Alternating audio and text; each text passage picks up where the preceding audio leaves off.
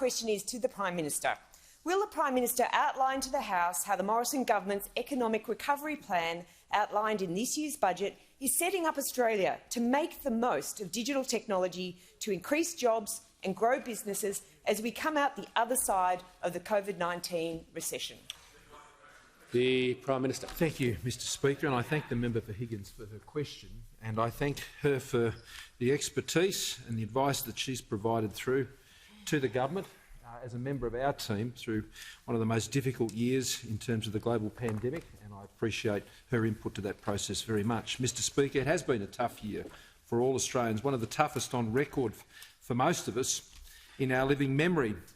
But amidst all those difficult challenges, we've looked for the opportunities, Mr Speaker, amidst those challenges as to how we can drive Australia's recovery, our recovery from the COVID-19 recession.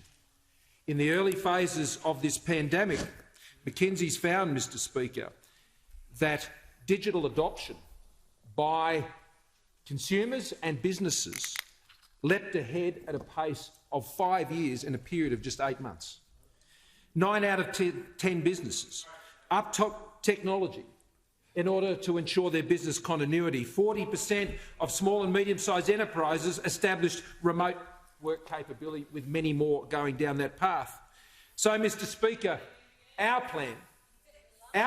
digital business plan, which formed part of the budget this year, which we indicated last November in our aspiration to ensure that Australia is one of the leading digital economies in the world by 2030.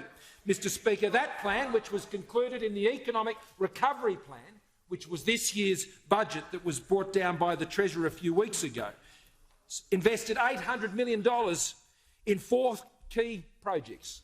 First of all, the infrastructure and skills needed to drive a digital economy, particularly the acceleration of 5G rollout and take-up, digital skills training through the Job Trainer program, the digital skills pilot to ensure that the digital skills being picked up by today's workers in whatever industries or roles that they have those digital skills to move forward, supporting our investment in digital infrastructure for communications. Mr Speaker, small and medium-sized enterprises support and their capability specifically addressed, with training for directors, readiness assessment tools to assist small businesses become digital, business partnerships between large businesses and small businesses to ensure they're on the same page and able to use this technology, fit-for-purpose regulations, the consumer data right, which has been hailed by Rod Sims, the chair of the ACCC, as an economic reform as significant as floating the dollar.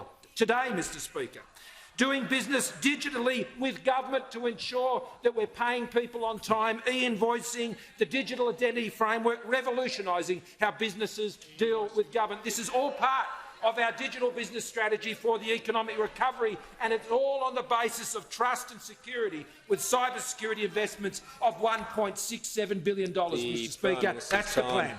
Has concluded.